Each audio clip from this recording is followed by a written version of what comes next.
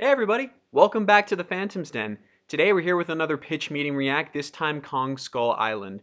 I remember I saw this movie a few years ago, and from what I can tell, I remember liking a lot of things about it. I liked a lot of the casting choices, I liked a lot of the visual effects, and the story wasn't half bad. I just didn't care for the fact that they lingered a lot on the human aspect of it. But let's go ahead and see what they have to say about this.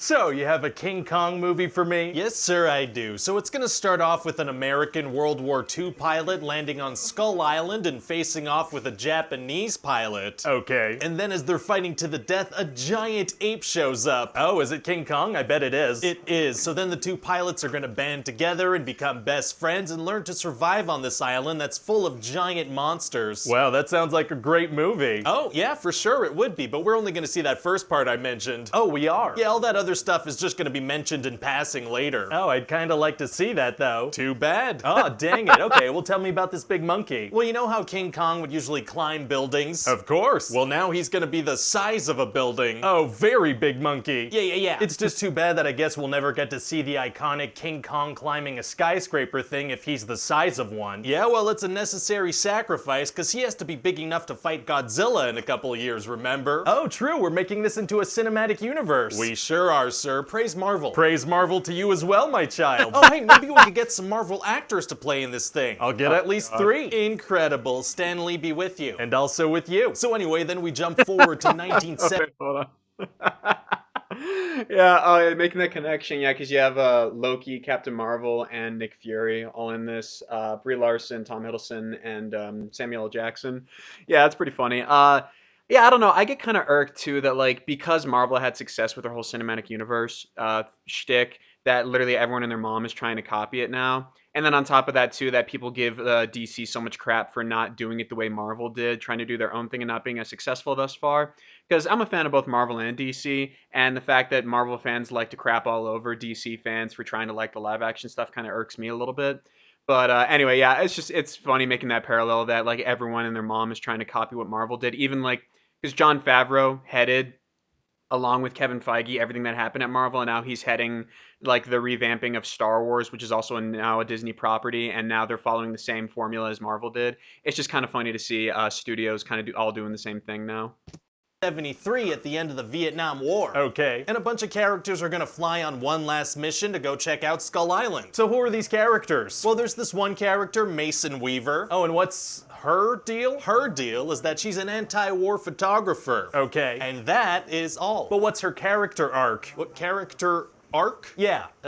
Pass. I don't know what that term means. Fair enough. Anyway, there's this other character, James Conrad. And what's his deal? He's a British guy who gets hired as a tracker because he's good at everything. Okay. And that's pretty much his entire character and his entire story. And these are the 2 main characters? Yeah, maybe. It's not entirely clear. I have to say, I feel like there should be a little bit more to them. Did I mention they'll both be attractive and wear tight shirts? There it is. That'll do it. Great. So what happens in the movie? Oh, well, this organization, Monarch, goes to recruit James because they want him for this mission to Skull Island, right? Right. And they offer him some money, but he's like, whoa, I'm gonna need 5 times that. This is dangerous. That sounds fair. And he says, if we make it back alive, I get a bonus. He's negotiating for more money if he doesn't die? Yeah, it's gonna be this badass way of saying how dangerous this is gonna be. So he's like, I will go die if you pay me 5 times what you just offered me, and I'd like a little more if I don't die? That's right. Why would he need 5 times the amount if he dies? Listen, it's just a very cool line. Let's not focus on whether or not it makes sense. It doesn't. Oh, definitely get off my back about this. I do not like having you on there. Well, okay then. Anyway, a bunch of soldiers are gonna go on the mission too. And what's their deal? They're all soldiers. Right, I should have figured that one out. Oh, and one of them has a son named Billy. Oh, wow, that's something. Yeah, and at the start of the movie, he's writing a letter to his son that starts with, Dear Billy, right? Right. So throughout the movie, the soldiers are gonna be saying things like, Dear Billy, we're in trouble. They're gonna do that more than once? Over and over and over again. That doesn't sound like it's gonna land. Oh yeah, no, it won't. out. Oh. Anyway, so all these many characters fly by helicopter to Skull Island, right? Right. And when they get there, they drop these bombs, because that's gonna help them make maps somehow. Oh, cartography bombs are tight. Yeah, but instantly that makes Kong upset, so he starts attacking helicopters. Oh no. Yeah, he throws a tree at one of them, and they're gonna be like, whoa, that's a big monkey. So they fly away. No, they fly right at him. What? Yeah, they're gonna try to shoot him at very close range. Why would they do that, though? And then Kong makes a helicopter crash. Well, that will be fun to watch. And then Kong makes a helicopter crash. Yep, very cool. And then Kong makes a helicopter crash. Another one, okay. And then Kong makes a helicopter crash. That should be enough. And then Kong makes a helicopter crash. Please stop. And then Kong makes a helicopter crash. Oh, please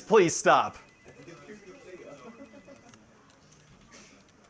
And then Kong makes a helicopter crash. Okay, that's enough of that. Okay, sorry. So Kong smashes all these helicopters. Does that mean everybody died? No, many people survive. Oh, they do? Yeah, and so for the rest of the movie, all these people have to make it to an extraction point without dying. Very exciting. Yeah, so they'll walk and talk and then see a big monster. Oh. Yeah, and then they'll walk and they'll talk and they'll see another big monster. Wow. And so yeah, we'll pretty much keep going that way till the end of the movie. It doesn't sound like there's much going on story-wise. Not really, no, but there is this guy Packard that's like obsessed with killing Kong. How come? Well, first of all, kind of because Vietnam vaguely. Okay. And also he wants revenge because Kong killed a bunch of his men. After they flew their helicopters directly into his fists? That's right. Well, okay then. And so yeah, they're all just gonna kind of run around the island and sometimes one of them will get picked off and the other characters will barely react to it. Wow. Oh, and towards the end of the movie, one of the soldiers is gonna sacrifice himself. Oh, are we gonna do anything script-wise to justify his sacrifice? No, it's just something he does out of nowhere for no reason. Huh. Also, it doesn't work at all. Well, at least it's gonna be a fun 10 seconds. Yeah, it will be for sure. And how does the movie end? Well, Kong fights a big lizard and he wins. Oh, very cool. Yeah, and so then that's it. That's the end? Yeah, the humans get to leave. It's over. Okay. Something wrong? Well, it just sounds like it's gonna be difficult to tie the events of this movie to that Godzilla movie. Actually, it's gonna be super easy. Barely an inconvenience. Oh, really? Yeah, we're gonna have a post-credit scene. Oh, we are? Yeah, and this guy's gonna be like, I'm here to talk to you about the Avengers Initiative. What? Oh, sorry, the Monarch Initiative. Oh, okay. Yeah, they track monsters and Godzilla is also a monster, so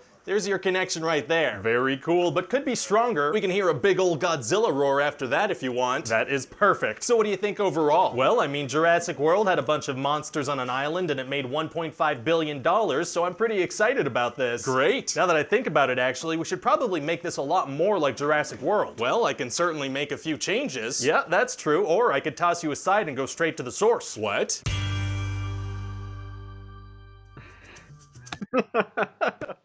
Oh, that's great. Yeah, no, I remember seeing this for the first time. I can't remember if I saw it in the theaters or I just rented it for a weekend back when I was in college. But I remember watching it and like I was very underwhelmed by the story. I was disappointed because like they had a lot of really great famous actors. Like I love John C. Reilly's part in it. Samuel L. is always great. I really like Tom Hiddleston and Brie Larson. They did a wonderful job too. But yeah, they poked at it. They don't have much character really to work with at all. It's kind of like Pacific Rim where it's more just like it's about the visual and like the Rock'em Sock'em robots fighting the monsters. It's like it's about Kong fighting monsters, but they waste like 3/4 of the movie just like setting it up, having the humans all talk with each other and fight over contrived reasons. Like the whole thing is just it's fairly forced just to get them in certain thematic like situations so they can have these events of like okay the humans are here so we have people to watch and compare the grandeur of like the Kong fights and stuff like that's all well and good and whatever but like yeah, it felt kind of thin and whimsy, and a lot of stuff felt forced and contrived. If you're looking at it from like an artistic sense or like just a plot sense, like again, it wasn't terrible. It's just it was cliched and it had a lot of issues that it was like it could have been better. And then yeah, the whole bit. I remember watching the Honest trailer for this a while back, and they have he's the writer or the director of Kong Skull Island, and they talked to him. And one of the things that he got a lot of flack for in this is that the whole scene with Kong like destroying helicopters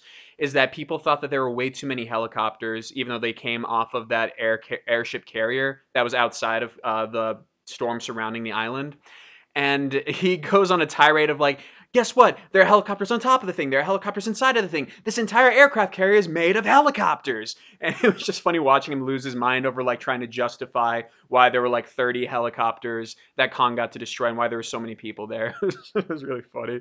But yeah, no, the movie was solid and it set up this cinematic universe like Marvel and stuff. And so that's irritating. And like, honestly, the movies aren't that great. Like, The Godzilla movie with Quicksilver and Scarlet Witch was very okay. Like, it had cool moments, like the Halo jump thing and anything with Kong actually in it. But again, the problem is like the monsters are hardly ever featured. It's like these human dramas that nobody gives a shit about. And then you barely get a glimpse of like watching the monster fights. Like the first time you really get to see any decent monster fights wasn't even until Kong versus Godzilla, where they finally just like did away with most of the human crap and let the monsters just be on screen and fight. They had like 3 showdowns and that was great. It's like even in Godzilla vs. King of the Monsters, like they cut away from all the great combat scenes. Again, you know, like just that was the problem with all these movies is that I don't know if it was just they were trying to tease for like later movies, if it was a budget thing, or because they genuinely wanted to try and cultivate some kind of story relatable to humans. I don't know. But overall, this whole cinematic universe, like the work and effort put into it is fantastic. The plots and the scripts are very meh, and I just don't care about the human characters like most people. I pay because I want to see Godzilla, you know, mess somebody up. I pay because I want to watch, you know, King Kong like rip something's head off. Like that's why you pay to see these movies. You don't give a crap about the human characters. Nobody does. So it's just funny that they pointed that out. But anyway, yeah, this is great. So please like, comment, share, subscribe, ring the bell for notifications. Link down in the description below for the original video so you can give them their view, subscribe, and like, and all that jazz. Let me know down in the comments below if you enjoyed this and if there are any other specific pitch meetings you want me to check out or anything like this you would like to see along with me. All right? You guys have a wonderful day.